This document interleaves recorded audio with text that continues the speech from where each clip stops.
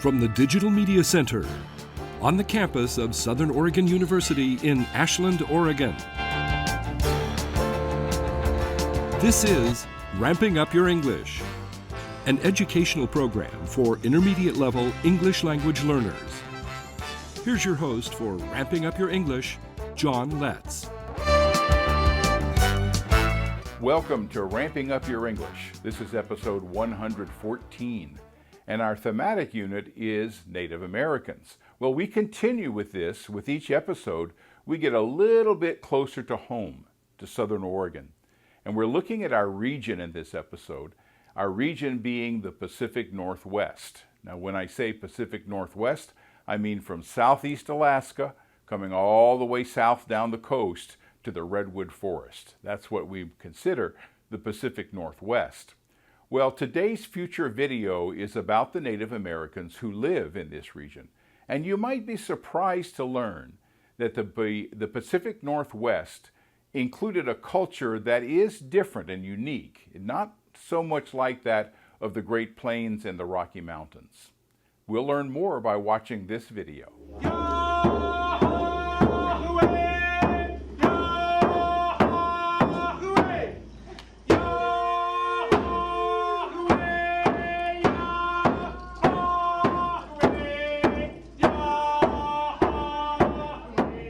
The state of Alaska brings thoughts of the Arctic and subarctic regions, frigid lands of the Aurora Borealis, the Northern Lights, and the people who survive here. Southeast Alaska forms the northern reaches of the Pacific Northwest. This is a maritime area, coves, islands, bays, and straits, where the Pacific Ocean brings relative warmth. Native Americans here formed sophisticated and wealthy societies, with vital rules and customs that perpetuated their ways of life. The Tlingit people have lived in this region since time immemorial. These northern reaches are their home. The Tongass area, Glacier Bay, and Sitka all lie within the traditional homeland of the Tlingit. It's a homeland of wild beauty and plenty of precipitation. Glaciers form over millennia of winter snows and then melt to add fresh water to the sea. This mixing of waters creates an ocean environment rich in sea life, supporting marine mammals such as humpback whales. The name Tlingit means people of the tides. The Tlingit carve totem poles to tell their stories. Tlingit Joe Williams loves to share Tlingit history and culture with visitors to Alaska. Along with dancing family members, he shared some fascinating information about his people. Arrival at a potlatch was usually by boat and usually accompanied by song. Tlingit Victoria explains. Long ago, our neighbors from other villages would paddle their canoes to these shores to hear our stories. So when our visitors would come to the beach shores, they wouldn't just land their canoes right onto the beach and get off and say, "Hey, how are you doing?" But what they would do is they would sing an outside song, letting the people in the village know that they were coming to their shores in peace. Tlingits were born into clans, represented on the back of their regalia. At a glance, you now can see who your tribal brother is, your tribal sister, and not have to ask because of the regalia that they're wearing.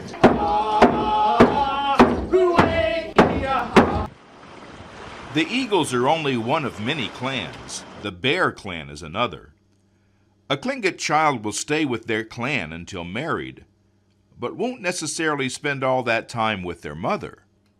Young boys were educated by their mother, again learning about the clan.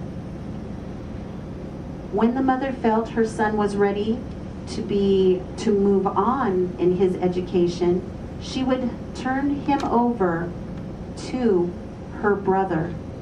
It was her brother's responsibility to teach the nephew, the uncle and the nephew, how to make tools, how to hunt, how to fish, how to clean their game, how to preserve their game, where the right places to go. They had to be, again, we were very territorial, so it was the uncle's responsibility to make sure that the nephew knew the boundaries of his clan.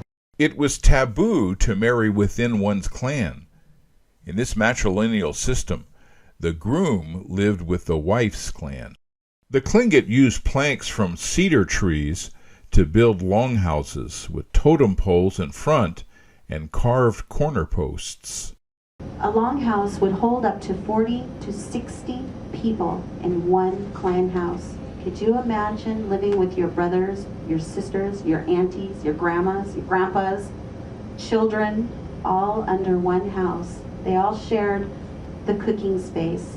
They shared their food together. They harvested together. In 1741, Russian fur traders arrived. They were first welcomed by the Tlingit, and they soon built trading posts. One was established at Sitka. Business boomed for the Russians, but pressure to provide free labor resulted in a deadly attack on the Russian fort. Knowing that reprisals would come, the Tlingit built a fort of their own. Based now in their fort, the Tlingit repulsed waves of attacks by Russians. War Chief Catlin led warriors against the Russians using a blacksmith's hammer as his weapon of choice. In 1821, the Russians invited the Tlingit to return to Sitka, which by then had a Russian fortress. Sitka had become the new capital of Russian America. The presence of Russian fur traders did not keep the Tlingit from practicing their culture.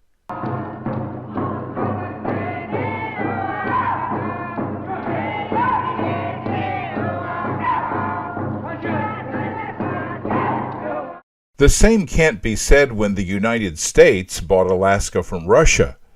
They found the force of law was against their cherished traditions. Governor Brady made a law passing that we could no longer use our language, no longer have celebrations, no longer make totem poles or do our artwork.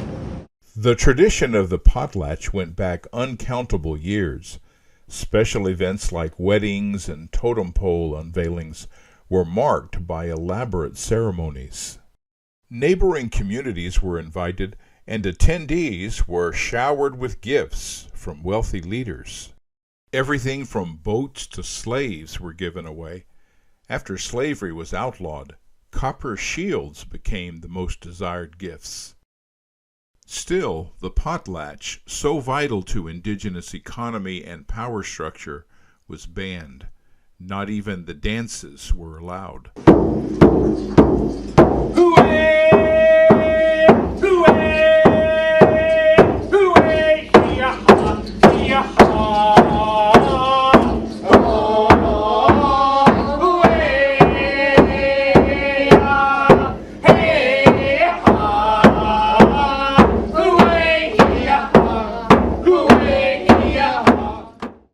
From the foggy coast they appear suddenly.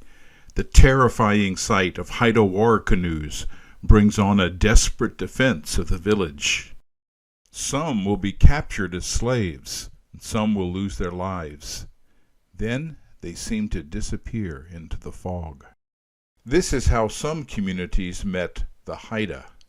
Other meetings were more peaceful. The Haida were consummate traders. The Haida live in scattered communities throughout the region, but a special place to all Haida is the Queen Charlotte Islands, known to the Haida as the Haida Gwaii. The Haida lived in country rich in wildlife and rich in food sources.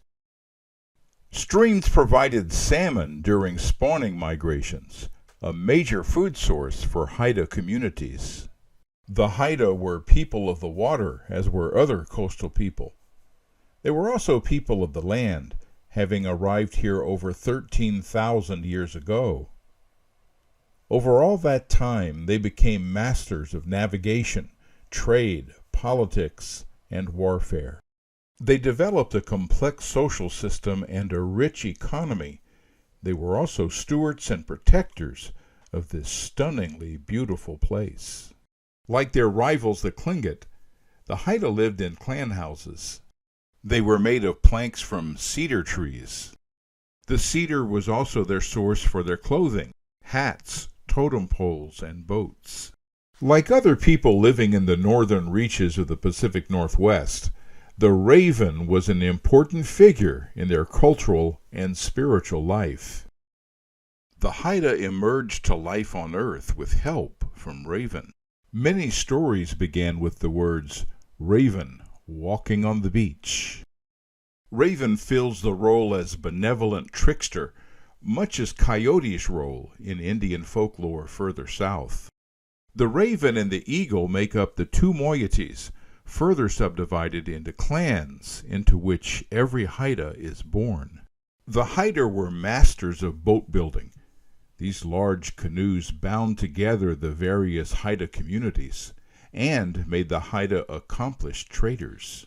Through trade, the Haida interacted with Spaniards when they made their claims along the southeastern Alaska coast.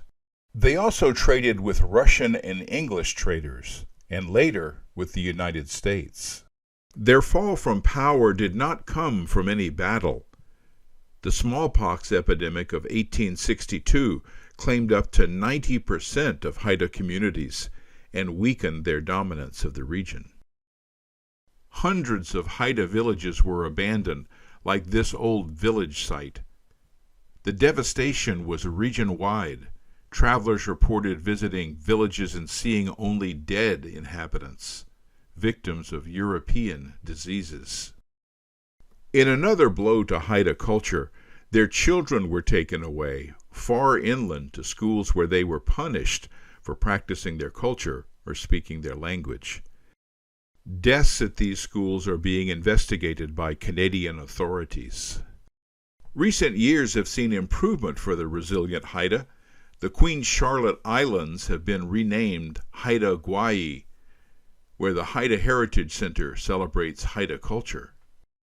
Visitors are welcome here to learn about the Haida and their rich culture. The potlatch can be practiced again as these members await the grand entrance to the Peace Potlatch. The Haida are said to be the first to erect totem poles. These towers were visible in coastal communities throughout the upper Pacific Northwest. Along the coast of British Columbia, Haida houses told their family's history through the carvings on the totems. This symbol represents the passing down of knowledge from one generation to the next. Totem poles were carved and erected to mark important events, the passing of a family member or a wedding. Christian missionaries failed to understand the role of totems in their communities. They considered them idols being worshipped. Hence, they were abandoned, destroyed, or stolen to be displayed in museums. Laws were passed forbidding the production of new totems. As Native Americans have asserted their rights, these laws have been repealed, and there's now a renaissance in carving totems, guided by knowledge from elders. The Haida were expert boat builders, and the art of boat building is also being revised. The coast of this temperate rainforest is defined by the giant trees that have given to the Haida for centuries uncounted. Haida oral tradition relates that ancestors witnessed the first tree to grow here. Now, Pacific red cedars and Sitka spruce thrive in this climate. Some of the gigantic trees are gone, logged for aircraft used in World War II. It was logging in the 1970s that spurred the Haida to stand up and demand their rights. And this is what eventually changed Queen Charlotte Islands into Haida Gwaii.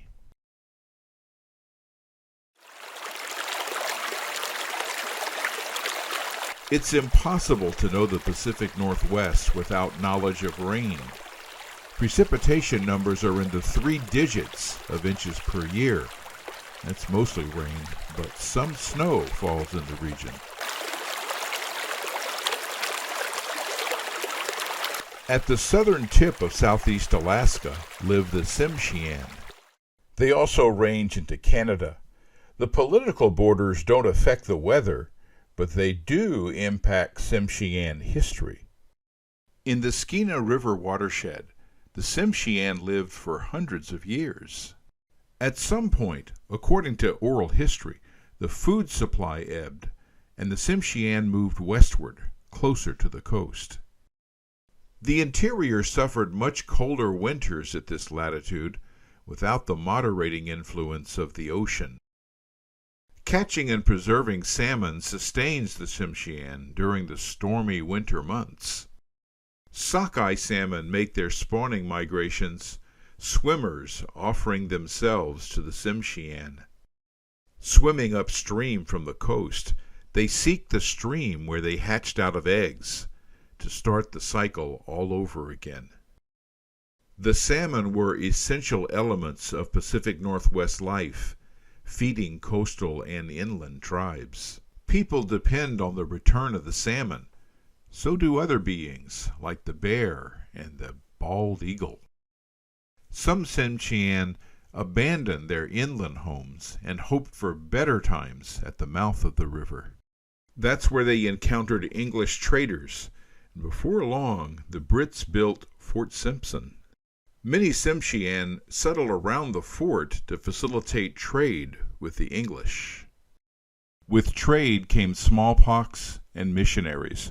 The smallpox ravaged the Tsimshian, and the church resulted in voluntary relocation by some, led by William Duncan. These went to an island that the Tlingit had once claimed as their own. Duncan convinced Congress to declare the island a reservation, and they established the town of New Metlakatla with permission by their Tlingit neighbors.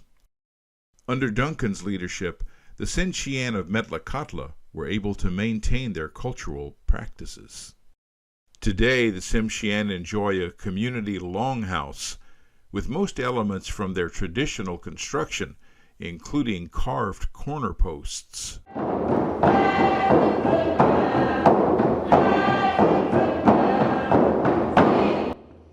In Metlakatla, the Tsimshian perform traditional dances for visitors. They begin with the welcome dance.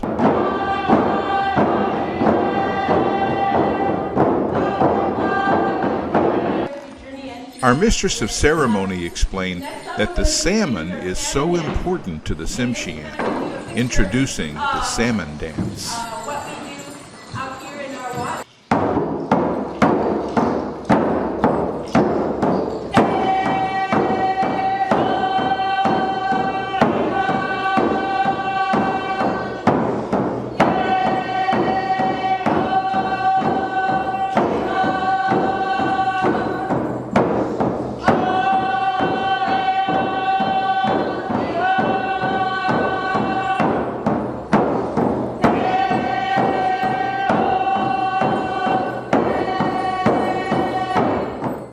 The Tsimshian dancers show the warmth, joy, and beauty of their culture.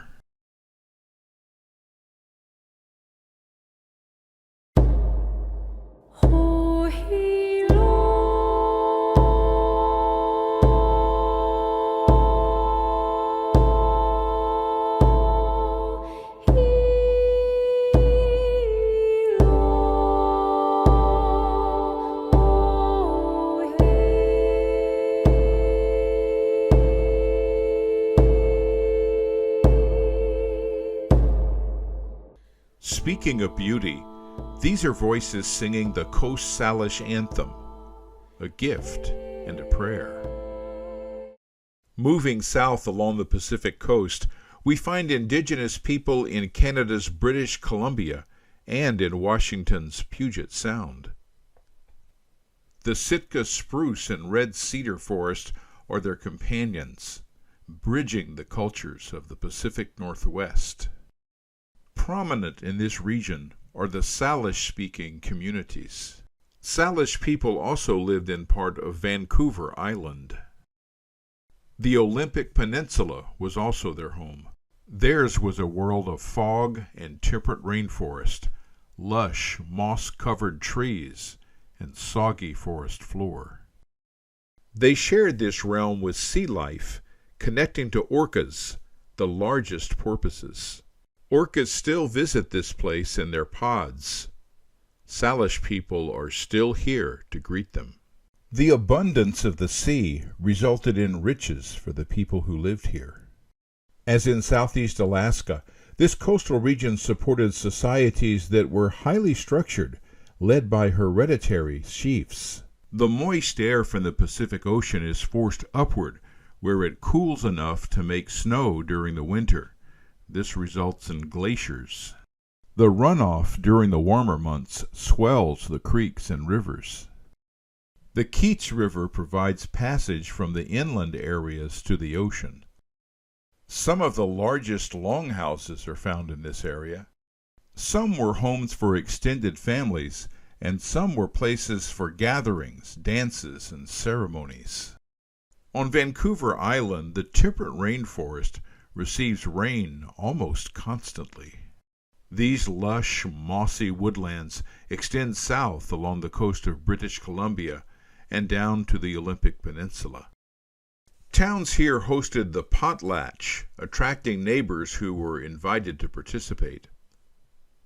These great events were how wealthy leaders asserted their power through generosity, through gift-giving, days of feasting and dancing, garnered goodwill and important connections. With voyages by Captain James Cook, George Vancouver, and Robert Gray, both England and the United States made claims to Oregon country. Then the United States had this country south of the 49th parallel. In 1853, Washington Territory was separated from Oregon. Euro-Americans began settling throughout the region for free land. Washington's Governor Isaac Stevens secured land for white settlement through treaties promising payments of supplies, schools, farming tools, and reservations, where white settlers would not be allowed. In 1855, two major treaties were negotiated in the region, the Walla Walla Treaty on the east side of the Cascade Mountains and the Treaty of Point Elliott in the area of Puget Sound. The treaty was signed by several chiefs, including Chief Seattle of the Suquamish and Duwamish. Prior to the Treaty of Point Elliott in 1855, the Suquamish walked a fine line between their own interests and that of the white colonizers. The Suquamish leader filled the role as peacekeeper while preserving what he could of Indian life. In 1854, Suquamish and Duwamish Chief Seattle was presented with an offer to sell tribal territory to the United States. Governor Stevens presided over the treaty conference since he represented the president. After the treaty had been presented, Chief Seattle addressed the gathering. With a hand on Governor Stevens' head, Chief Seattle began his response with a weather report. Yonder sky that has wept tears of compassion upon my people for centuries untold, and which to us appears changeless and eternal, may change. Today is fair. Tomorrow it may be overcast with clouds. Seattle's words were in his native Salishan language. They were interpreted into the Chinook trade jargon, then into English. His words were carefully recorded as notes. Those notes were saved by Dr. Henry Smith. The son of the white chief says his father sends us greetings of friendship and goodwill. This is kind, for we know that he has little need of our friendship in return. Because his people are many, they are like the grass that covers the vast prairies, while my people are few. They resemble the scattering trees of a storm-swept plain. The great, and I presume also good, white chief sends us word that he wants to buy our lands, but is willing to allow us to reserve enough to live on comfortably. This indeed appears generous, for the red man no longer has rights that he need respect. And the offer may be wise also, for we are no longer in need of a great country. There was a time when our people covered the land as the waves of a wind-ruffled sea cover its shell-paved floor. Thus began Chief Seattle's speech, a poignant, cutting, yet diplomatic oration that traced the sad history of white Indian relations and the fading away of Indian life in North America. It matters but little where we pass the remainder of our days. They are not many. The Indian's night promises to be dark. No bright star hovers above the horizon. Sad-voiced winds moan in the distance. Grim fate seems to be on the red man's trail. And wherever he will hear the approaching footsteps of his fell destroyer and prepare stolidly to meet his doom, as does the wounded doe that hears the approaching footsteps of the hunter. But why should I mourn at the untimely fate of my people? Chief Seattle goes on to explain the profound connection between his people and the land they would sell. His speech, as remembered by Dr. Henry Smith, is considered the pinnacle of American Indian oratory. The white man will never be alone. Let him be just and deal kindly with my people. The Suquamish received a reservation in their homeland, and it was a small reservation. The Duwamish never received a reservation, as newcomers opposed the idea. Chief Seattle died in 1866, long before his famous speech was published. His graveside honors him as a firm friend of white settlers. Chief Seattle's statue stands in the city, a tribute to his role in local history. His people had adapted to countless changes over the centuries, but he expressed a vision that was bleak. He spoke of the red man passing away. Only the future would tell if this widespread belief would come to pass.